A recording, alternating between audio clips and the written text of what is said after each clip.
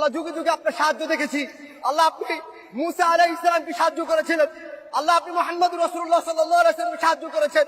আল্লাহ আমরা মুহাম্মদ রাসূলুল্লাহ সাল্লাল্লাহু আলাইহি ওয়াসাল্লামের এতিম উম্মত। আল্লাহ আমাদের কেউ নাই। আল্লাহ আপনাকে দেখি নাই, আপনাকে দেখার কোনো সুযোগ নাই। আল্লাহ আপনি আমাদেরকে সাহায্য করবেন না। আল্লাহ আপনি ওয়াদা দিয়েছেন, ওয়ালা তাহসাবান্নাল্লাহা গাফিলান আম্মা ইয়া'মালুয যালিমুন। আল্লাহ আপনি ওয়াদা সত্য।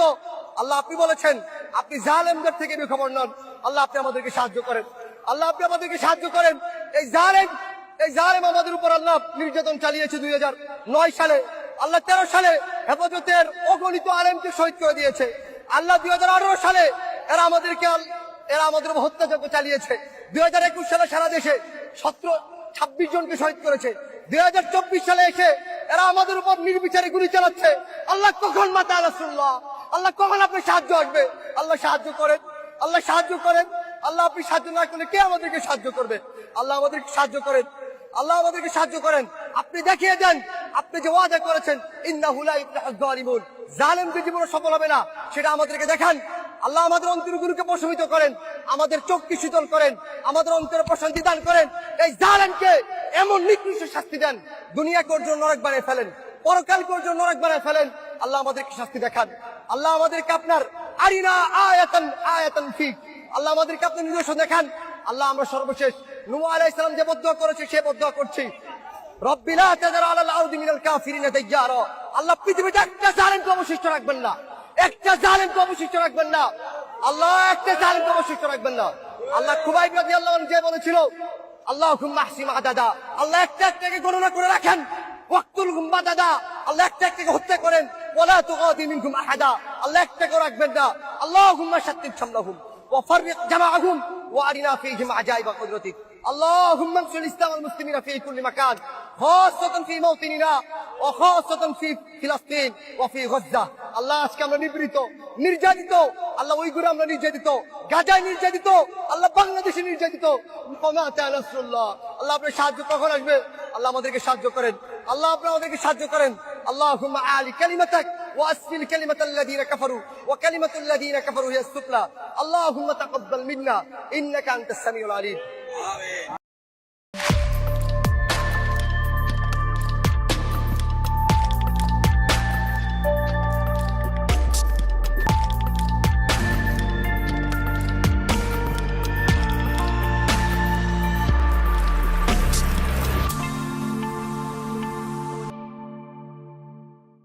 ফজা পাগলা সংসদে হেভি মুক্তিযুদ্ধ দেখছেন তো? যতদিন রয়্যাল বেঙ্গল টাইগার থাকবে মুক্তিযোদ্ধা জিতবে, রাজাকার কোনোদিন এদেশে জয়লাভ করতে পারবে না। বিএনপির অন্যান্য এমপি মন্ত্রীরাও আমি তো এই নিয়ে এপিসোড করেছি। আবার দেখলাম জামাতের এমপি শাহজাহান সাহেব কইছে গোলাম আজম নাকি স্বাধীন পূর্ব পাকিস্তানের স্বপ্ন দেখেছেন। এই সংসদ একটা নাট্যশালা হয়ে যাইতেছে। মাঝে মাঝে দেখি এনসিপি মুক্তিযুদ্ধ করে চিক্কর পারে। মুক্তিযুদ্ধের নতুন রূপ তৈরি হয়েছে, মুক্তিযুদ্ধের নবায়ন হয়েছে। আমি এখন কই যাই, সবাই দেখে মুক্তিযোদ্ধা হয়ে গেছে, খালি আমি একাই রাজাকার হয়ে গেলাম। 1971-কে 2024-এর জুলাই বিপ্লবের মুখোমুখি দাঁড় করাইয়া 2024-কে বাতিল করে দেওয়ার শয়তানি অনেক আগে থেকে শুরু হয়েছে। এই শয়তানিটা শুরু করছে বিএনপি, পিছে ছিল ইন্ডিয়া আর আওয়ামী লীগের ন্যারেটিভ পাওয়ার। তাই জুলাইকে একটা দার্শনিক আর ঐতিহাসিক ভিত্তির উপরে দাঁড় করাতে না পারার দায় এখন পুরা জুলাইকে দিতে হইতেছে। মুক্তিযুদ্ধের ধারাবাহিকতায় নাকি জুলাই হয়েছে, এ বয়ান আগে আনে আসিফ নজরুল। আবার নাহিদ সংসদে দাঁড়ায় সে আসিফ নজরুলের কথা ধার করিয়া কইতেছে জুলাইয়ের মধ্য দিয়া মুক্তিযুদ্ধের নবায়ন হয়েছে। হ্যাঁ, জুলাই মুক্তিযুদ্ধেরই ধারাবাহিকতা। শুনেন, জুলাই গণ অভ্যুত্থানের মধ্য দিয়ে মুক্তিযুদ্ধের নতুন রূপ তৈরি হয়েছে, মুক্তিযুদ্ধের নবায়ন হয়েছে। ভাই মুক্তিযুদ্ধের চেতনা কোট আনকোট এইটার বিরুদ্ধেই তো জুলাই হয়েছে। শুনিছেন? একবার আসিফ নজরুলকে দিয়ে আসা ইন্টারিম বানায়া এলো, তারপরেও এদের শিক্ষা হয় না। 1971-এর ধারাবাহিকতায় জুলাই আসে নাই। 1971-এর সাথে জুলাইয়ের কোনো সম্পর্কই নাই। সম্পর্ক থাকলে জুলাইকে 71 দিয়ে ব্যাখ্যা করা যাইতো, সেটা করা যায় না। 1971 ছিল আমাদের ভুল ঠিকানা, 1947-ও ছিল তাই। 2024 আমাদের ডেস্টিনি।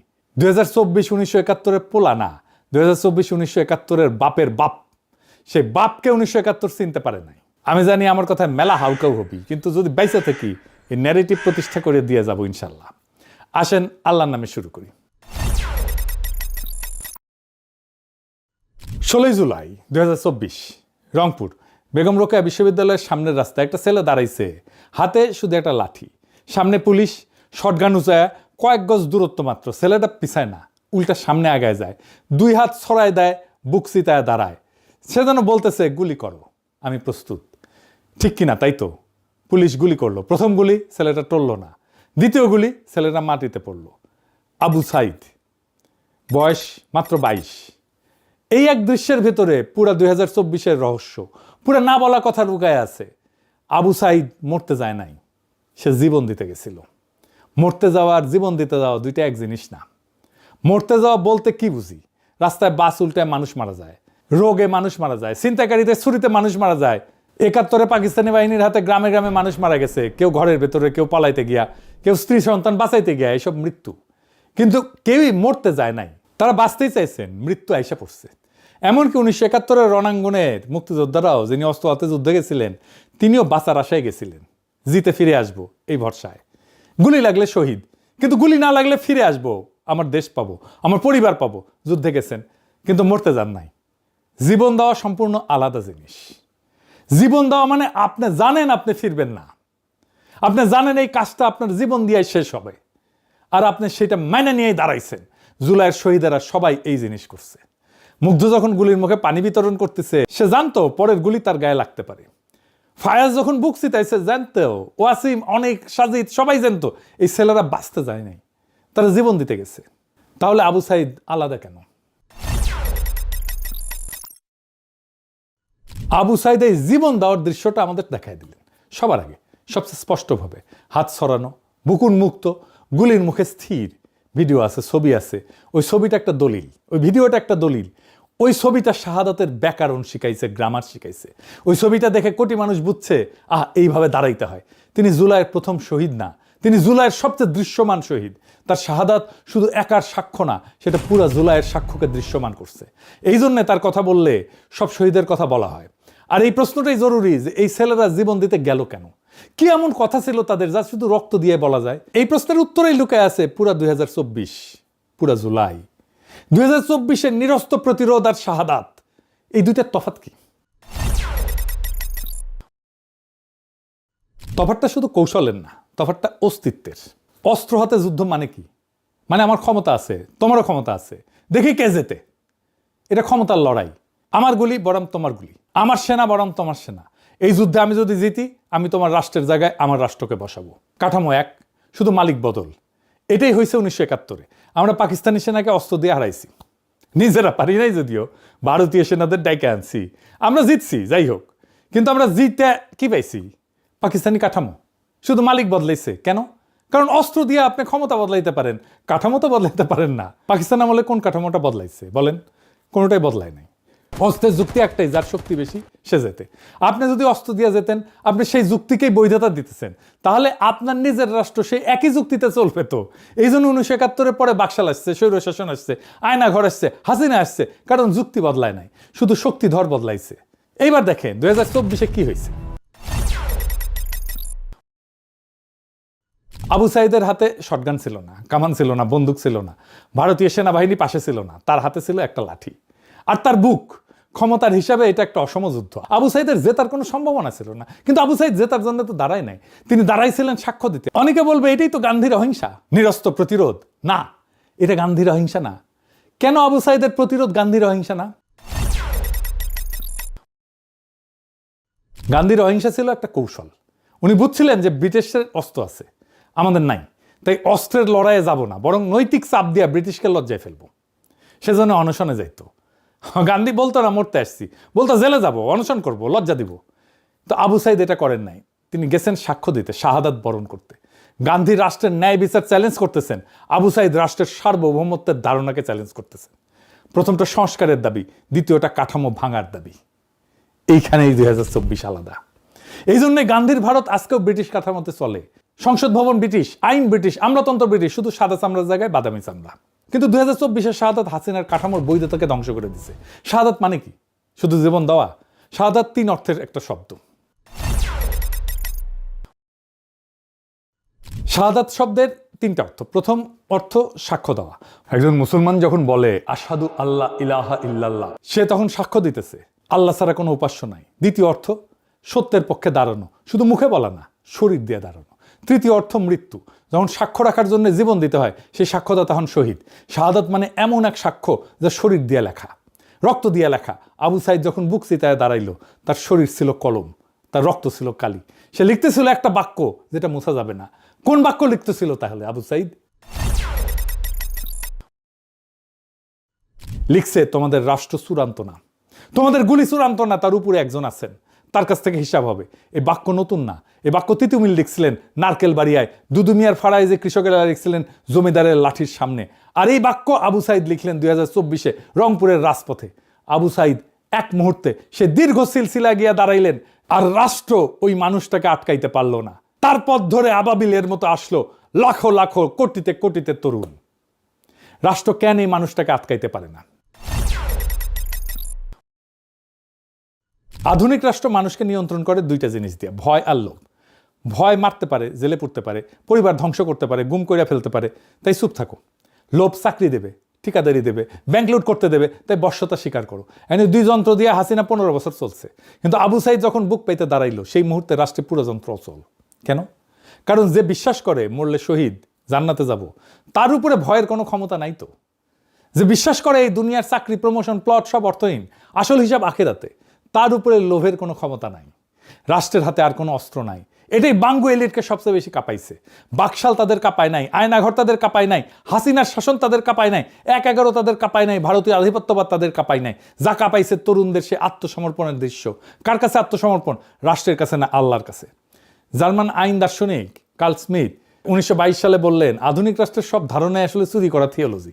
আধুনিক রাষ্ট্রের একটা ধারণা আছে সোভারেন, সার্বভৌম, চূড়ান্ত রাষ্ট্র, চূড়ান্ত সার্বভৌম, যার উপরে কেউ নাই। এটা আল্লাহর গুণাবলী থেকে চুরি করা। আরেকটা ধারণা আছে স্টেট অফ এক্সেপশন, জরুরি অবস্থা। রাষ্ট্র বলে আজ আইন কাজ করবে না, সংবিধান স্থগিত, আমার ইচ্ছায় চলবে, এটাই চলবে। এটাই সার্বভৌমত্ব, এটাই সবচেয়ে বড় চুরি। ভাবেন, মুসা নবীর সামনে সাগর 2 ভাগ হয়েছিল কেন? কারণ আল্লাহ চাইছিলেন। প্রকৃতির নিয়ম সেই মুহূর্তে স্থগিত হয়ে গেছিল। ইব্রাহিম নবীকে আগুনে ফেলা হয়েছিল, আগুন পুড়াইতে পারে নাই, কারণ আল্লাহ চাইছেন, নিয়ম স্থগিত। এক্সেপশন, নিয়মের উপরে দাঁড়ায় নিয়ম স্থগিত করার ক্ষমতা, এটাই সার্বভৌমত্ব। এটা একমাত্র আল্লাহর, কেউ পারে না। এটা আর কেউ পারে না। আধুনিক রাষ্ট্র ওই ক্ষমতাটা চুরি করছে, সে বলে আমি পারি। হাসিনা যখন বলে জরুরি অবস্থা, উনি বলতেছেন সংবিধান কাজ করবে না। যখন বলতেছে আদালত আমার ইচ্ছায় চলবে, নির্বাচন আমার ইচ্ছায় আসবে, কে এমপি হবে আমি ঠিক করব, কে বেঁচে থাকবে, কে মারা যাবে, কে গুম হবে, কাকে গুলি করব, কাকে বাঁচতে দেবো না, কাকে দেশান্তরী করব, এটাই আমি ঠিক করব। সে তখন নিজেকে আল্লাহর জায়গায় বসাইতেছে। তিনি বলতেছেন নিয়ম স্থগিত করার ক্ষমতা আমার। এই ক্ষমতা মানুষের না, এই ক্ষমতা রাষ্ট্রের না, এই ক্ষমতা একমাত্র আল্লাহর। আর সবচেয়ে গভীর চুরি দিন আর দুনিয়ার বিভাজন। রাষ্ট্র বলে ধর্ম প্রাইভেট, রাজনীতি পাবলিক। মসজিদ একটা জায়গা, রাজপথ আর একটা। ইসলাম বলে দিন আর দুনিয়া আলাদা না, একই। পাকিস্তান এই চুরির উত্তরাধিকারী, বাংলাদেশে ওই চুরির উত্তরাধিকারী, হাসিনার রাষ্ট্রীয় চুরির উত্তরাধিকারী। আবু সাইদ বুক পেতে দাঁড়ানো সেই দাবিকে এক লহমায় চুরমার করে দিল। সে বলল তুমি চূড়ান্ত না, তোমার রাজপথ মসজিদ বিভাজন আমরা মানি না। এই এক বিশ্বাসে পুরো রাষ্ট্রের ভিত্তি কাঁপলো। হাসিনা পলাইলো। তারেক রহমান বলছিল শহীদরা শুধুমাত্র একটা সংখ্যা না, একটা প্রাণের সমাপ্তির অর্থ হইল একটা পরিবারের মৃত্যু, একটা স্বপ্ন এবং সম্ভাবনার অবসান। আসলে কি শহীদের মৃত্যু স্বপ্ন আর সম্ভাবনার অবসান? শহীদরা মরে না, না, শহীদরা মরে না, সে মহাজীবনে যায়। কিভাবে? কোরআনে একটা আয়াত আছে, আপনারা জানেন, আল্লাহর পথে যারা নিহত হয় তাদের মৃত বলো না, বরং তারা জীবিত। কিন্তু তোমরা তা বুঝতে পারো না। এটা শুধু ধর্মীয় সান্ত্বনা না, এটা অস্তিত্বের সত্য। আমাদের সাধারণ জীবন কি? জন্ম, খাওয়া, বাঁচা, কাজ, বার্ধক্য, মৃত্যু, শেষ, মাটির নিচে পৌঁছে যাওয়া। কিন্তু শহীদের জীবন আলাদা। শহীদের মৃত্যুর মুহূর্তে সে এক সাধারণ জীবন থেকে বাইর হয়, এক মহাজীবনে প্রবেশ করে। সে মহাজীবন যা এই ডেল্টার মাটিতে গাথা। জাতি তুমির জীবন, যা হাজী শরীয়তুল্লাহর জীবন, যিনি 1831 নারকেল বাড়িয়ার বাঁশের কেল্লায় ব্রিটিশ কামানের গোলার সামনে বুক পেতে দিছিলেন। যা ফারায়েজি বাহিনীর সেই কৃষক শহীদের জীবন, যাদের নাম পাঠ্য বইয়ে নাই, কিন্তু যাদের রক্ত পদ্মা মেঘনায় মাটিতে মিশে আছে। যা 1943 দুর্ভিক্ষে মইরা যাওয়া সেই লক্ষ লক্ষ হতভাগ্য বাঙালির জীবন, যারা ব্রিটিশ সাম্রাজ্যের লুটের সাক্ষী। আর যা 2024 আবু সাইদের জীবন। এই সব শহীদই একই সুতায় গাথা। তাদের রক্ত একই আকাশের নিচে পড়ছে, তাদের সাক্ষ্য এক, তারা সবাই এই ডেল্টার শহীদ। পদ্মা মেঘনা যমুনার মাটিতে মিশা শহীদ। শহীদ মরে না, সে বাঙালি মুসলমানের 8 শতাব্দীর সেই অমর কাফেলায় ডুইকা যায়, একটাই উৎসে ফেরে। উৎস কি? জার্মান দার্শনিক মার্টিন হেইডেগার বলেন, আধুনিক মানুষের সবচেয়ে বড় অসুখ হইল সে উৎস থেকে বিচ্ছিন্নতা। মানুষ যখন মাটি তার ভাষার ইতিহাস হারায়, সে আসলে অস্তিত্ব হারায় না, সে আছে কিন্তু পূর্ণভাবে নাই। হাইডেগারের নাম দিছেন অপ্রকৃত অস্তিত্ব, ইনঅথেন্টিক এক্সিস্টেন্স। পাকিস্তানের 24 বছর বাঙালি মুসলমান অপ্রকৃত, ইনঅথেন্টিক। তাকে বলা হয়েছিল তুমি পুরা মুসলমান না, তোমার বাঙালিত্ব ফেলো, ছুঁড়ে ফেলো। বাংলাদেশে 55 বছর বাঙালি মুসলমান অপ্রকৃত, ইনঅথেন্টিক। তাকে বলা হয়েছিল তুমি মুসলমান পরিচয় নিয়ে তো প্রগতিশীল হইতে পারবা না, তোমার মুসলমানিত্ব ফেলো। বাঙালি মুসলমানের জীবন 77 বছর অপ্রকৃত অস্তিত্ব, ইনঅথেন্টিক এক্সিস্টেন্স। আরবের 4th শতাব্দীর মহান চিন্তক ইবনে খালদুন 600 বছর আগে এই কথা ভিন্ন ভাষায় বলছিলেন। তিনি একটা শব্দ ব্যবহার করে বলছিলেন আসাবিয়া, গোষ্ঠী চেতনা, মাটির বন্ধন। ইবনে খালদুন বললেন যেই জাতির আসাবিয়া হারায় সে পতিত হয়, যেই জাতি আসাবিয়া পুনরুজ্জীবিত করে সে আবার উঠে দাঁড়ায়। 2024 আসাবিয়ার পুনরুজ্জীবন, পতিত জাতির পুনরুত্থান। আবু সাইদ যখন বুক চিতায় দাঁড়াইলেন, তিনি এক মুহূর্তে আমাদের জাতিকে আসাবিয়া ফিরিয়ে দিলেন। এইটাই উৎসে ফেরা। কোন উৎসে ফেরা? বাঙালি মুসলমানের উৎস এই গাঙ্গেয় বদ্বীপে, এই ডেল্টায়, নদীতে, পলিমাটিতে, কৃষকের ঘামে। বাংলা ইসলাম আসছে নদীর সাথে, কৃষির সাথে, পীর দরবেশের সাথে, স্থানীয় সমাজের সাথে মিশা। বাঙালি মুসলমান এই মাটির সন্তান। তাহলে তার উৎসে ফেরা মানে তার নিজের 8 শতাব্দীর ইতিহাসে ফেরা। যে ইতিহাস 47 চাপা দিছিল, যে ইতিহাস 71 চাপা দিছিল। আসেন এইবার সেই ইতিহাসটা দেখি। 8 শতাব্দীর চাপা পড়া কণ্ঠস্বর কি ছিল সেই ইতিহাস? বাঙালি মুসলমান 1000 বছর ধরে 4টে জিনিস চাইছে, একসাথে চাইছে। প্রথম, জমির অধিকার। দ্বিতীয়, কেন্দ্রের বিরুদ্ধে প্রান্তের অধিকার। তৃতীয়, বাংলার ভূখণ্ডের নিজস্ব রাজনীতি। চতুর্থ, নাগরিক মর্যাদা। বাঙালি মুসলমান, এই মাটির মানুষ, এই 3টাই পূর্ণ। এই 4-5টা বড় মুহূর্ত আসছে বাঙালি মুসলমানের জীবনে, দুর্ভাগ্যজনকভাবে একবারে আসেনি। 1 নম্বর মুহূর্ত কখন আসছে? সেইটা ছিল বঙ্গীয় সুলতানি আমল। শামসুদ্দিন ইলিয়াস শাহ 1352 সাল। প্রথম দিন বাংলা দিল্লির প্রদেশ না, নিজেই রাষ্ট্র। প্রথম দিন বাঙালি জানলো আমাদের শাসন করতে দিল্লি লাগে না, আমরাই পারি। এই স্মৃতি 2024-এ ফিরল, যখন আমরা বললাম ভারত আমাদের নিয়তি ঠিক করবে না, দিল্লি না ঢাকা, ঢাকা ঢাকা।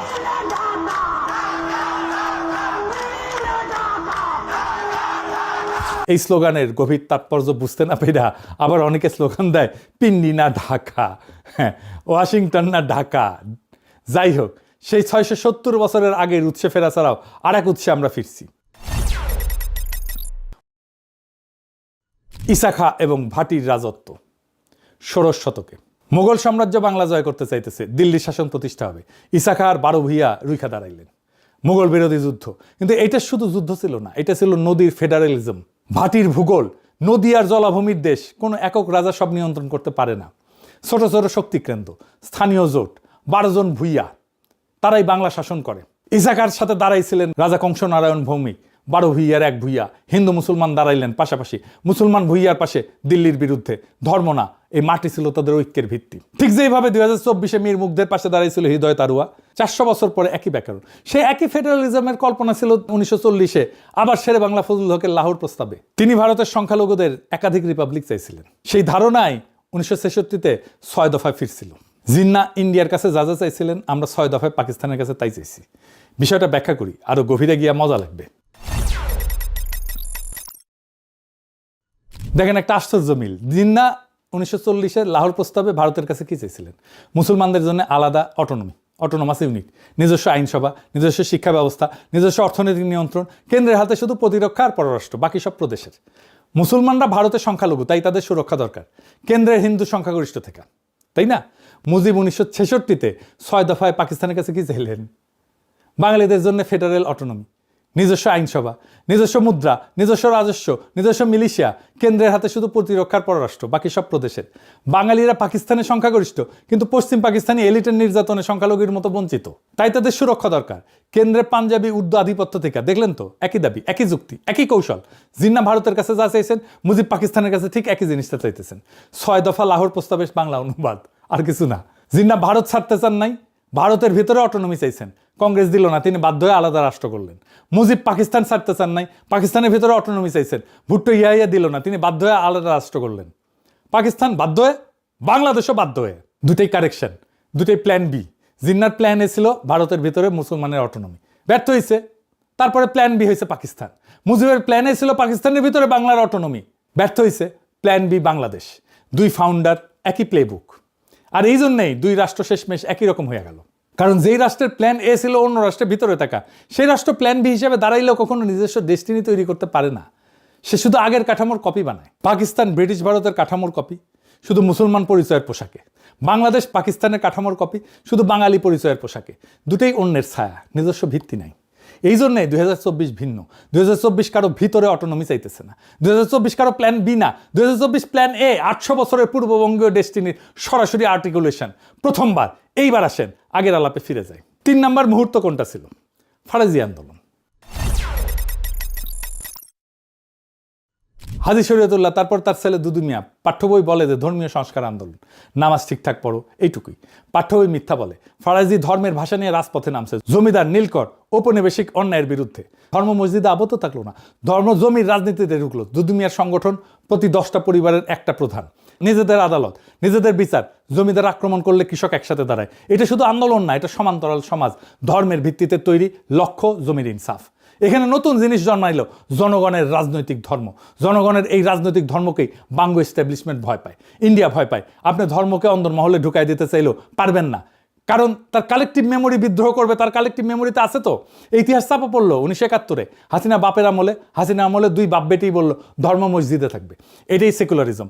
জাতীয় মসজিদে জুম্মার সময় যুদ্ধবেশে পুলিশ পাহারা দিত, আলাকসা মসজিদের মতো।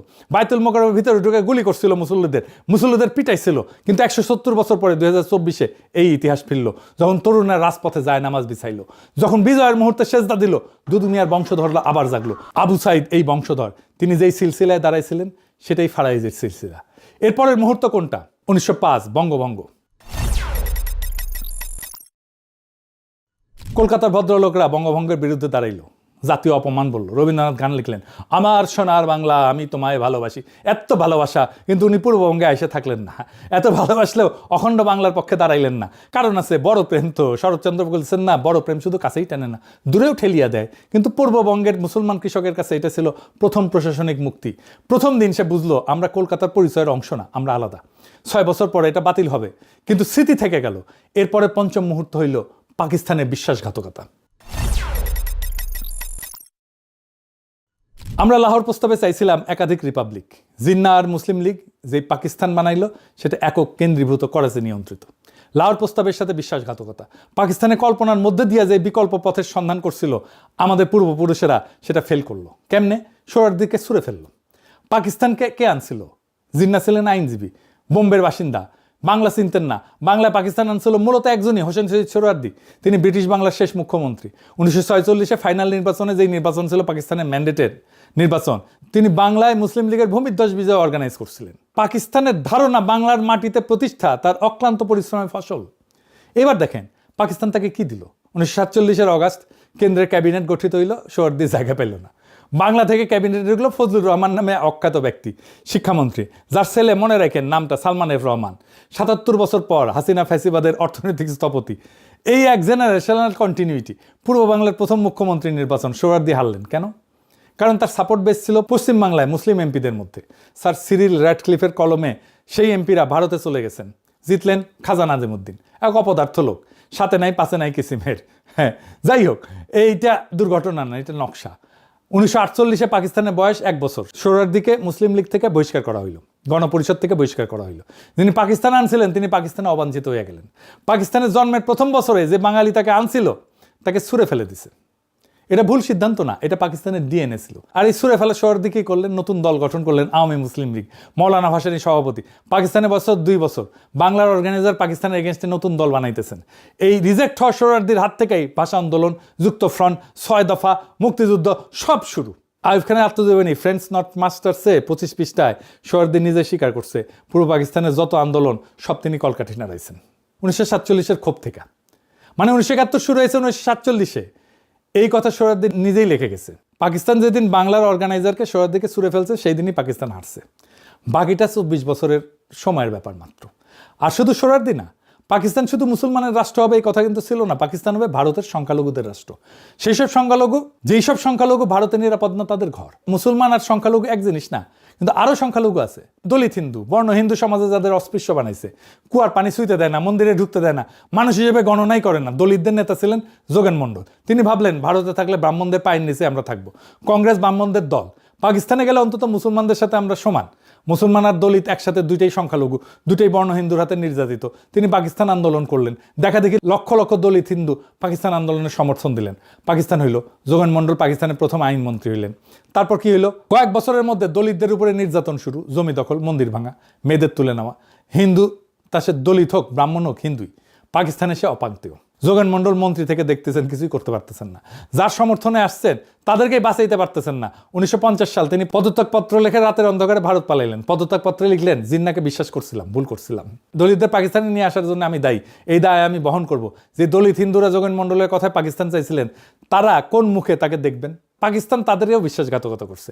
দুইটা ঘটনা পাশাপাশি দেখেন, সোহরাদ্বীপ বাঙালি মুসলমান, পাকিস্তান আনছেন 1948 ছুড়ে ফেলে। যোগেন মন্ডল দলিত হিন্দু, পাকিস্তান আনছেন 1950 পালাইতে বাধ্য। পাকিস্তান জন্মের 3 বছরের মধ্যে তার 2 ফাউন্ডারকে ছুড়ে ফেলছে। এটা দুর্ঘটনা না। পাকিস্তান বাঙালিদের কণ্ঠস্বর গ্রহণ করার জন্য ডিজাইন করা ছিল না, দলিতদের কণ্ঠস্বর গ্রহণ করার জন্য ডিজাইন করা ছিল না। পাকিস্তান ছিল পাঞ্জাবি উর্দুভাষী আশরাফ এলিটের জন্য একটা যন্ত্র। বাকি সবাই বাঙালি হোক, দলিত হোক, সিন্ধি হোক, বেলুচ হোক, সবাই আজাইরা, সবাই ঝামেলা। চাইছিলাম এক জিনিস, পাইলাম আর এক জিনিস, দেখালো মুরগি, খাওয়াইলো ডাল। এই ভুলের সংশোধনী 71, কিন্তু সেটাও হয়ে উঠলো আর এক বিশ্বাসঘাতকতা। 1971 বাস্তব ঘটনা। স্বাধীন বাংলাদেশে জন্ম হয়েছে, কিন্তু নর্মাল ডেলিভারি না, সিজার করা লাগিছে। ডাক্তার ছিল ইন্ডিয়া। দেশের মানুষ রক্ত দিছে, এই রক্ত মিথ্যা না, কিন্তু একটা পার্থক্য করতে হবে। মুক্তিযুদ্ধের মুহূর্ত আর মুক্তিযুদ্ধের রাষ্ট্র দুইটা এক জিনিস না। মুক্তিযুদ্ধের মুহূর্তটা পবিত্র, কিন্তু যুদ্ধ শেষে যে রাষ্ট্র দাঁড়াইলো সেইটা মুহূর্তের প্রতিশ্রুতি রাখে নাই। কারণ 71 নিয়ে আমাদের আগে থেকে কোনো কল্পনা ছিল না, কোনো রাষ্ট্র কল্পনা ছিল না, কোনো দার্শনিক ভিত্তি ছিল না, কোনো 800 বছরের সিলসিলা ছিল না। 71 আমাদের লক্ষ্যও ছিল না। 71 ছিল বাধ্যতামূলক প্রস্থান, 47-এর প্রতারণার বিরুদ্ধে চূড়ান্ত প্রতিবাদ।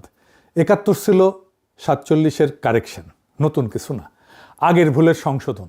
আর কারেকশন কখনো ফাউন্ডিং হইতে পারে না, কিন্তু আমাদের প্রয়োজন ছিল নতুন প্রশ্ন, নতুন কাঠামো। 800 বছরের পূর্ববঙ্গীয় ডেস্টিনির পূর্ণ আর্টিকুলেশন, সেটা 1971 হয় নাই। এই জন্যই পাকিস্তান যেই কেন্দ্রবাদী কাঠামো রেখে গেল, বাংলাদেশে সেটা ভাঙলো না, ভাঙার দরকারই ছিল না। কারণ লক্ষ্যই তো ছিল ওই কাঠামোর মধ্যেই জায়গা পাওয়া। যখন বের হইতে বাধ্য হইলাম, তখন কাঠামোটা সাথে নিয়েই বের হইলাম। শুধু রাজধানী বদলাইলাম, করাচির জায়গায় ঢাকা, জিন্নার জায়গায় মুজিব, মুসলিম লীগের জায়গায় আওয়ামী লীগ। কাঠামো এক, চুরি যাওয়া থিওলজি এক, কেন্দ্রবাদ এক। বাংলাদেশের ডাক্তার ছিল ইন্ডিয়া, আমাদের জন্ম প্রক্রিয়ায় ভারতের হাতে। 55 বছর ধরে সেই নারী আমরা কাটতে পারি নাই। ইন্দিরা গান্ধী থেকে মনমোহন সিং, মোদি থেকে দোভাল, দিল্লির ছায়া বাংলাদেশের উপরে থেকে গেছে। কারণ 71 আমাদের ডেস্টিনি ছিল না, কারেকশন ছিল। আর কারেকশনের রাষ্ট্র কারেক্টিং এজেন্টের কাছে চিরকালের ঋণী। 1972-এর সংবিধান কে লিখলো? আওয়ামী লীগ একা। কোনো বিস্তৃত গণপরিষদ প্রক্রিয়া নাই, দল লিখলো, দল পাশ করাইলো, দল মালিক হইল। বাকশাল 1975-এর জানুয়ারি, একদলীয় ব্যবস্থা। এটা দুর্ঘটনা না, 1972-এর সংবিধানের যৌক্তিক পরিণতি। কারণ যেই রাষ্ট্রে কোনো নিজস্ব ডেস্টিনি নাই, সেই রাষ্ট্র তো শেষ দলেরই দখলে যাবে। আপনি সে একই কৃষক, এইবার হাসিনার আমল, আপনি যুদ্ধ করছেন, ছেলে শহীদ হয়েছে, মেয়ে নির্যাতিত। এইবার নতুন রাষ্ট্র আপনাকে কি বললো? বললো তুমি বাঙালি, ভালো কথা, কিন্তু তুমি এই নামাজ রোজা এত বেশি করো। এটা তো পাকিস্তানি ব্যাপার, এটা তো মুসলমানি ব্যাপার। তুমি তো প্রগতিশীল হতে পারবে না। তোমার দাড়ি টুপি কেন? তুমি মৌলবাদী। তোমার মাদ্রাসা কেন? তোমার ছেলেকে স্কুলে পাঠাও, রবীন্দ্রসঙ্গীত শেখাও, পয়লা বৈশাখে মঙ্গল শোভাযাত্রায় আসো, ঈদ ঘরে রাজপথে নামাজ পড়লে তুমি জঙ্গি। বললো তোমার ফারাই যে ইতিহাস, তোমার তিতুমিলের লড়াই ভুলে যাও, আমাদের ইতিহাস 52 থেকে শুরু। বললো তোমার সংস্কৃতি মানে রবীন্দ্রনাথ, ছায়ানট। পাকিস্তান যে অংশ ছাঁটাই করতে চাইছিল, বাংলাদেশ ঠিক তার উল্টা অংশ ছাঁটাই করতে চাইল। পাকিস্তান বাঙালি অংশ বললো অতিরিক্ত, বাংলাদেশ মুসলমান অংশ বললো অতিরিক্ত। আমরা পাকিস্তানে ছিলাম অতিরিক্ত বাঙালি, বাংলাদেশে হয়ে গেলাম অতিরিক্ত মুসলমান। আমাদের বাঙালি অংশ বাড়তি না, আমাদের মুসলমান অংশ বাড়তি না, দুইটা একই লড়াই, শুধু দুই দিকে, দুইটাই অর্ধেক রাষ্ট্র, দুইটাই ফেল্ড এক্সপেরিমেন্ট। পাকিস্তানের 24 বছর, বাংলাদেশের 53 বছর, মোট 77 বছর। এই 77 বছরে আমরা একদিনও পূর্ণ ছিলাম না। 2024-এ সে বদ্ধ দরজা ভাঙলো। 2024-এ যা ফিরে আসছে সেটা ছিল অভিনব একটা ব্যাপার। ফিরে যায় আবু সাইদের সেই ছবিতে। এই দৃশ্যের পেছনে কিসের ছায়া? ফারাজির ছায়া, দুদুমিয়ার ছায়া, তিতুমিরের ছায়া। 170 বছর আগে যে কৃষক জমিদারের লাঠির সামনে বুক চিতায় দাঁড়াইছিল তাদের ছায়া। আবু সাইদ তাদেরই বংশধর। বিজয়ের সন্ধ্যায় শাহবাগ টিএসসিতে যে সেজদা, সেটা ফারাইজির সিলসিলা পুনরুত্থান। 71-এর রাষ্ট্র ফারাইজির গ্রামার মুছে ফেলছিল, বলছিল ধর্ম মসজিদে থাকবে, রাজপথ সেকুলার। কারণ 71-এর কাঠামো ছিল 47-এর কাঠামোর কপি। এটাই দিন আর দুনিয়াকে আলাদা করছিল। 2024 সেই বিভাজনকে ভাঙলো। অগাস্টে যেই বাহিনী জনতার সাথে একাত্ম হইল, কি স্লোগান দিল? নারায়ে তাকবীর। শুনেছেন? 1975-এর 7ই নভেম্বর সিপাহী বিপ্লবের দিন বিপ্লবী সিপাহীরা একই স্লোগান দিছিল। এই স্লোগান ভাটির ফেডারেল বাংলার স্মৃতি। সিপাহী প্রজা একসাথে, বাহিনী জনতা একসাথে, কেন্দ্রের বিরুদ্ধে প্রান্তের ঐক্য। 400 বছর পরে ইসাখার স্মৃতি ফিরল। আর কোনো একক জাতির পিতা নাই। 47-এ ছিল জিন্নাহ, 71-এ মুজিব, দুইটাই বংশতন্ত্র। কিন্তু এটা দুর্ঘটনা না। জিন্নাহ মুজিব দুইজনেই প্ল্যান বি এর ফাউন্ডার। জিন্নাহ ভারতের ভিতরে অটোনমি চাইছিলেন, পান নাই, পাকিস্তান নিলেন। মুজিব পাকিস্তানের ভিতরে অটোনমি চাইছিলেন, পান নাই, বাংলাদেশ নিলেন। প্ল্যান বি এর রাষ্ট্রের একক পিতা লাগে, কারণ সেই পিতা ছাড়া রাষ্ট্রের জাস্টিফিকেশন নাই। আমি প্রতিষ্ঠা করছি, তাই আমি মালিক, এই দাবিতেই রাষ্ট্র দাঁড়ায়। 2024 প্ল্যান এ। কারো ভিতরে অটোনমি চাইতেছে না, কারো বিকল্প না। প্ল্যান এর কোনো একক পিতা লাগে না, কারণ প্ল্যান এর ভিত্তি একজন মানুষের কর্মে না। 800 বছরের সিলসিলায় আবু সাইদ আছেন, মুগ্ধ আছেন, ফায়াজ আছেন, কিন্তু কেউ পিতা না, সবাই সাক্ষী। ভাটির 12 ভূঁইয়ার গ্রামার ফিরল। কোনো একক সম্রাট না, বহু কেন্দ্র, বহু কণ্ঠস্বর, সবাই এই মাটির পক্ষে। আর হাসিনার পলায়ন ভারতে, এই দৃশ্যটা মনে রাখেন। 1971-এ পাকিস্তানি বাহিনী ভারতীয় যৌথ কমান্ডের কাছে আত্মসমর্পণ করছিল। সিজারের ডাক্তার ছিল ইন্ডিয়া। 2024-এ মুজিব বংশের শেষ উত্তরাধিকারী সেই ভারতেই পলাইলো শরণার্থী হয়ে। 53 বছর পর সিজারের সেই ডাক্তার আসলে কি ছিল সেটা প্রকাশ হইল। হাসিনা পলায়নের মধ্যে দিয়ে মুক্তিদাতা ছিল না, মালিক ছিল, মালিক। সে দাসকে নিয়ে গেছে। 71-এ যাকে আমরা মুক্তিদাতা ভাবছিলাম, আসলে ছিলেন আমাদের নারী ধরা মালিক। হাসিনা পলায় গিয়া সেই মালিকের পায়ের কাছে আশ্রয় নিল। আর সেই মুহূর্তে ভারতের ছায়া বাংলাদেশের উপর থেকে সরে গেল। 53 বছর ধরে যেই নারী আমরা কাটতে পারি নাই, 2024-এ সেটা কাটা পড়লো। কে কাটলো? আবু সাইদ, মুগ্ধ, ফায়াজ, সব শহীদ। তাদের রক্ত সেই নারী কাটার ছুরি। কারণ যেই রাষ্ট্রের নিজস্ব ডেস্টিনি নাই, সে চিরকাল কারেক্টিং এজেন্টের কাছে ঋণী। কিন্তু যে রাষ্ট্রের 800 বছরের সিলসিলা আছে, সে কারো কাছে ঋণী না। ইসাকা যেইভাবে কোনো বিদেশি বন্ধুর সাহায্য ছাড়া কেন্দ্রের বিরুদ্ধে দাঁড়াইছিলেন, 2024-এ সেই গ্রামারে ফিরল।